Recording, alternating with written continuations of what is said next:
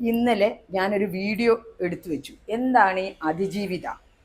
അതിനെക്കുറിച്ച് ആരുടെയും പേരോ ഒരു വേറെ വ്യക്തിപരമായിട്ടൊന്നും പറഞ്ഞിട്ടില്ല. മൊത്തത്തിൽ പറഞ്ഞുകൊണ്ട്, അതായത് ആണുങ്ങൾക്ക് സപ്പോർട്ട് ചെയ്ത് നല്ലൊരു നിയമം വരണം, എങ്കിലേ വർഷങ്ങൾ കഴിഞ്ഞ് വരുന്ന അതിജീവിതകൾക്ക് കേസ് കൊടുക്കുമ്പോൾ ഒപ്പിടാൻ കൈവറക്കുള്ളൂ. ഇതാണ് അതിൻ്റെ ഉള്ളടക്കം.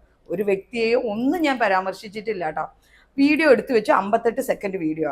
അപ്പോൾ അത് അപ്ലോഡ് ചെയ്യാൻ വേണ്ടിയിട്ട് ഫേസ്ബുക്കിൽ ഇങ്ങനെ ചെയ്യുമ്പോൾ എന്നാൽ ശരി ഒന്ന് ചാറ്റ് ജി പി ടിയോട് ഒന്ന് ചോദിക്കട്ടെ എന്ന് പറഞ്ഞിട്ട് ബാക്ക് അടിച്ച് ചാറ്റ് ജി പി ടിയോട് ചോദിച്ചപ്പോൾ പുള്ളിക്കാരനുണ്ടാ സമ്മതിക്കുന്നത്.